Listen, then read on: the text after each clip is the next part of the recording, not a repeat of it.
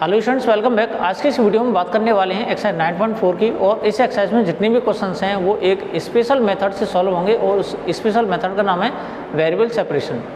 तो आइए शुरू करते हैं। तो यहाँ पर हमने देखा कि जो dy dx है, यहाँ पर जो दे रखा है वो है 1 minus cos x upon 1 plus cos x. यहाँ जो वेरिएबल दे रखा है वो है x और यहाँ पर dy और dx है। तो हम क्या करेंगे, x वाली जो भी टर्म्स हैं उन सबको हम dx के पास में ले जाएंगे या dx को x वाली टर्म्स के पास में ले जाएंगे।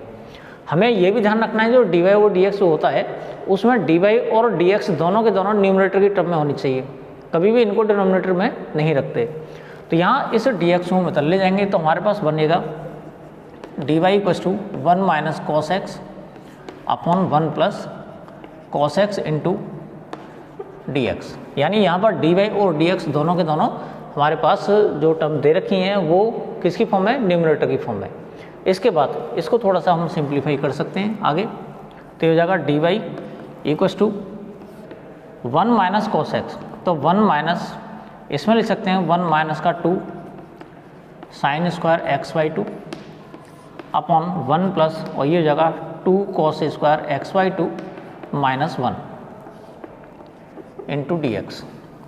हमारे पास dy इक्वल्स टू हो जाएगा 1 माइनस 1 प्लस का 2 sign square x by 2 upon 1 plus 2 cos square x by 2 minus 1 into dx।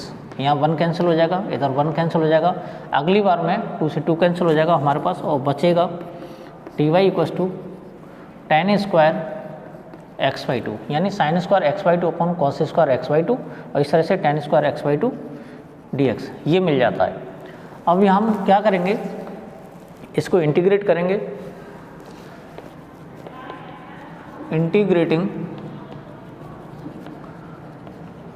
Both sides, दोनों साइड्स को जब इंटीग्रेट करते हैं तो ये हो जाएगा हमारे पास integration of dy equals to integration of tan square x by 2 into dx। हमें मालूम है कि ये जो dy है इसको 1 इंटू dy लिख सकते हैं, इसकी वैल्यू हो जाएगी y। और इधर यहाँ पर हम देखते हैं कि जो tan स्क्वायर एक्स बाई 2 है इसका इंटीग्रेशन होता ही नहीं है, तो इसको ऐसी फॉर्म में कन्वर्ट कर लेंगे जिसका इंटीग्रेशन हमें मालूम हो। तो इसको हम लिख सकते हैं sec square x by 2 minus 1 into dx। तो ये हो जाएगा sec square x by 2 dx minus 1 dx और इसको लिख सकते हैं tan x by 2 upon 1 by 2 minus और ये हो जाएगा हमारे पास x और प्लस का c। तो ये जाएगा 2 tan x by 2 minus x plus c। Question number 4 में जो दे रखा है वो दे रखा है sec square x tan y dx plus sec square y tan x dy। सबसे पहले हम क्या करेंगे, dy और dx वाली जो टर्म्स हैं, x वाली टर्म्स हम dx के साथ में और y वाली जो टर्म्स हैं वो dy के साथ में लिखेंगे। तो उसके लिए सबसे पहले हम इसको उधर ले जाएंगे तो हमारे पास बचेगा sec square y into tan x dy minus sec square x into tan y into dx। तो यहाँ जो tan y है उसको उधर ले जाएंगे और ये जो tan x है उसको उधर ले जाएंगे हम। तो यहाँ बचेगा हमारे पास sec square y upon tan y dy equals to minus sec square x upon tan x into dx। अब दोनों साइड का हम इंटीग्रेशन फाइंड करेंगे। इंटीग्रेटिंग बोथ साइड्स, तो इसके लिए sec square y upon tan y dy equals to इधर हो जाएगा minus sec square x upon tan x dx। अगर हम यहाँ पर tan y को t कंसीडर करते हैं तो इसका डेरिवेटिव हमें सेक स्क्वायर y यहाँ दे रखा है, तो ये हो जाएगा हमारे पास log tan y। इधर बात कर लेते हैं इसकी माइनस और ये हमारे पास दे रखा है tan x को हम t कंसीडर करते हैं तो इसका डेरिवेटिव यहाँ पर दे रखा है। तो ये जो टर्म बनेगी हमारे पास log tan x की बनेगी प्लस और उसके साथ साथ हम जो अगला वाला टर्म लेंगे इसका जिसे हम कांस्टेंट टर्म बोलते हैं वो हो जाएगा log c। कहने का मतलब ये हुआ अगर ये सारी की सारी टर्म्स log में आ रही हैं तो जो कांस्टेंट टर्म लेते हैं वो भी हम log में लेते हैं। इस माइनस log x को उधर ट्रांसफर करते हैं तो हमारे पास बन जाएगा log 10y plus log 10x equals to log c। इसको हम लिख सकते हैं log 10x इंटू 10y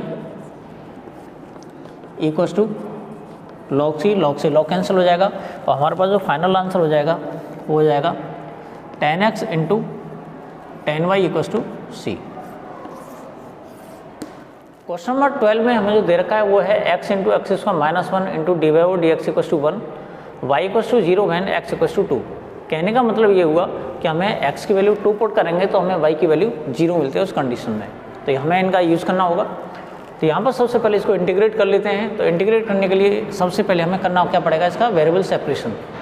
तो यहाँ पर हम करते हैं पहले dx को उधर ले जाएंगे तो हमें मिलेगा x into x square minus 1 into d y equals to ये हो जाएगा dx। अब क्योंकि यहाँ पर dx है तो x वाली टर्म सारी की सारी इधर होनी चाहिए, तो हम लिखेंगे इसको dy equals to 1/x into x square minus 1 into dx। अब उसके बाद में हम करते क्या हैं, integrating both sides.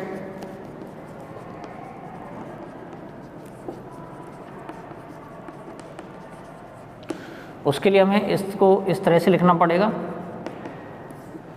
1/x into x square minus 1 into D x. अब ये जो टर्म हमें दे रखी हैं वो उसको हम सॉल्व करेंगे पार्शियल फ्रैक्शन की हेल्प से। तो इसको अलग से सॉल्व कर लेते हैं हम। Let 1/x into x square minus 1 और इसको लिखा जा सकता है 1/x into x minus 1 into x plus 1 और इसको हम लिख सकते हैं a/x plus b/x minus 1 plus c/x plus 1। ये जो वैल्यू है वो इसकी वैल्यू है। अब हम क्या करते हैं, इसको पार्शियल फ्रैक्शन की फॉर्म में कन्वर्ट कर लेंगे तो ये हो जाएगा a into x minus 1 into x plus 1 plus b into x into x plus 1 plus c into x into x minus 1। अब हम करते क्या है, x की वैल्यू 0 पुट करेंगे तो हमें a की वैल्यू मिलेगी, x की वैल्यू माइनस 1 पुट करेंगे तो हमें b की वैल्यू मिलेगी और x की वैल्यू माइनस 1 पुट करेंगे तो हमें c की वैल्यू मिलेगी। यानी x की वैल्यू 0 से a की वैल्यू, x की वैल्यू 1 से b की वैल्यू और x की वैल्यू माइनस 1 से c की वैल्यू मिल जाती है हमें। तो यहाँ पर पुट x इक्वल्स टू 0 तो ये दोनों टर्म्स खत्म हो जाएंगी तो हमारे पास बचेगा 1 equals to a into 0 minus 1 into 0 plus 1 और इस तरह से हमें a की वैल्यू माइनस 1 मिल जाती है। Put x equals to 1, x की वैल्यू 1 पुट करेंगे तो यहाँ पर a और c दोनों एलिमिनेट हो जाएंगे तो हमारे पास टर्म बचेगी b वाली। तो 1 equals to b into 1 into 1 plus 1 तो इससे हमें b की वैल्यू 1/2 मिल जाती है। Put x equals to minus 1, जैसे हम x की वैल्यू माइनस 1 पुट करेंगे इसमें तो हमें c की वैल्यू मिल जाएगी। ये दोनों टर्म्स इसमें से एलिमिनेट हो जाएंगी, हमें मिल जाएगा 1 equals to c into minus 1 into minus 1 minus 1 minus 2 हो जाएगा, माइनस 2 का इसमें इंटू करेंगे तो प्लस 2 हो जाएगा। इस तरह से c की वैल्यू हमें 1/2 मिल जाती है। तो ये जो हमें टर्म दे रखी है इसको अगले स्टेप में हम इसकी हेल्प से लिख सकते हैं minus 1/x plus 1/2/x minus 1 plus 1/2/x plus 1 dx। इसके बाद ये टर्म हो जाएगी y और इधर हमारे पास ये जो मिलेगा minus 1/x dx plus 1/2/1/x minus 1 dx plus 1/2 into 1/x plus 1 dx। तो हमारे पास ये टर्म मिलेंगी वो हो जाएंगी माइनस का log x plus 1/2 log x minus 1 plus 1/2 log x plus 1 और प्लस का c। ये हमारे पास फाइनल आंसर हो जाता है इसका। इसके बाद इसमें दे रखा है कि x की वैल्यू जब 2 होगी तो तब उस कंडीशन में y की वैल्यू 0 होगी। तो इन वैल्यूज़ को हम यहाँ पे पुट कर लेते हैं, तो हमें मिलेगा 0 इक्वल्स टू माइनस लॉग ये 2 हो जाएगा प्लस 1/2 लॉग ये हो जाएगा हमारे पास 2 - 1 प्लस 1/2 लॉग और ये हो जाएगा हमारे पास 2 + 1 प्लस c। हमें मालूम है ये 0 है, तो 0 इक्वल्स टू माइनस का log 2 प्लस इसकी वैल्यू log 1 हो जाएगी। log 1 की वैल्यू 0 होती है, तो ये टर्म खत्म हो जाएगी हमारे पास और ये बनेगा हमारे पास 1/2 log 3 प्लस का c। अब हमें c की वैल्यू फाइंड करनी है, इन दोनों टर्म्स को हम बदल ले जाएंगे, तो c की वैल्यू जो मिलेगी हमें ये मिलेगी log 2 माइनस 1/2 log 3। तो ये जाएगा log 2 माइनस log √3 और इन दोनों को हम लिख सकते हैं कंबाइन करके log 2/√3। ये c की वैल्यू है। इस c की वैल्यू को हम यहाँ पे पुट कर देंगे, तो हमें फाइनल आंसर मिल जाएगा y equals to minus log x plus 1/2 log x - 1 plus 1/2 log x + 1 plus log 2/√3। अब हम बात कर लेते हैं क्वेश्चन नंबर 17 की। ये करेगा find the equation of a curve passing through 0, -2 given that any point x, y on the curve the product of the slope of its tangent and y coordinate of the point is equal to the x coordinate of the point. देखिए question ये है, कोई curve है वो 0, -2 से ऊपर पास हो रहा है और इसके अलावा ये कह रहा है कि given that any point x, y on the curve, x, y एक पॉइंट है कर्व पर, the product of the slope of its tangent, यानी हमें प्रोडक्ट फाइंड करना है किसका, एक तो टेंजेंट का और टेंजेंट के साथ y कोऑर्डिनेट। ठीक है, टेंजेंट हमें मालूम है किसी भी कर्व पर हम टेंजेंट ड्रॉ करते हैं तो टेंजेंट की जो स्लोप होती है वो dy/dx होती है। तो यहाँ थोड़ी सी हेल्प ले लेते हैं, dy/dx ये है स्लोप ऑफ टेंजेंट और इसका प्रोडक्ट किसके साथ में करते हैं हम, प्रोडक्ट करते हैं हम y कोऑर्डिनेट के साथ में इनटू y। अब वो किसके इक्वल है, of the point is equal to the x coordinate of the point. ठीक है, यानी इन दोनों का जो प्रोडक्ट है यानी slope of the tangent into y coordinate, ये जो प्रोडक्ट है वो किसकी इक्वल है, x कोऑर्डिनेट की इक्वल। ठीक है, अब इसको हमें इंटीग्रेट करना है।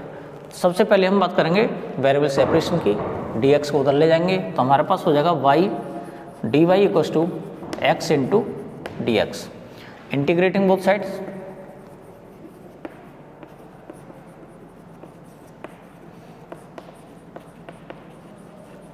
दोनों साइड्स को इंटीग्रेट करेंगे तो हो जाएगा y into d y equals to x d x.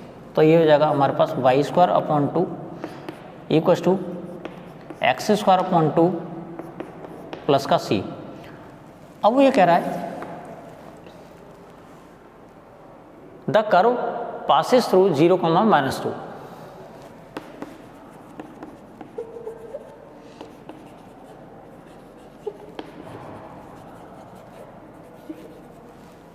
Zero -2 it implies x equals to 0 और y इक्वल्स टू -2। कहने का मतलब होगा जब x की वैल्यू 0 होगी तो उस कंडीशन में y की वैल्यू -2 हो जाएगी। तो यहाँ वैल्यू पुट कर लेते हैं, तो ये हो जाएगा -2²/2 इक्वल्स टू 0²/2 प्लस का c, यानी 4/2 इक्वल्स टू c। इससे हमें c की वैल्यू 2 मिल जाती है। तो हमारे पास जो इक्वेशन बनेगा वो बनेगा y²/2 equals to x²/2 plus का 2 से इसमें मल्टीप्लाई कर लेते हैं तो हमें मिलेगा y² equals to x² plus का 4 या फिर x² minus y² plus 4 equals to 0। ये है हमारे पास कर्व की इक्वेशन।